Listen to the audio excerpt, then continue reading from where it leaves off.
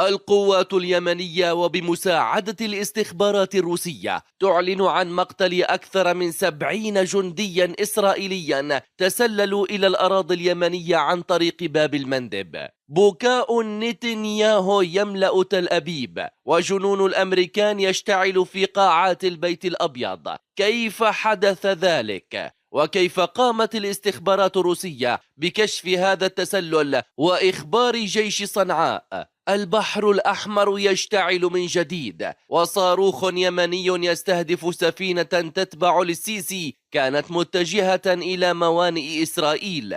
الزوارق المسيرة وبتطور لم يسبق له مثيل تعلن انتشارا موسعا على السواحل اليمنية، وهجوم ضخم يستهدف 3 سفن بريطانية. أمريكا وبخطوة نحو إشعال الحرب من جديد تعلن إرسال دفعة ضخمة من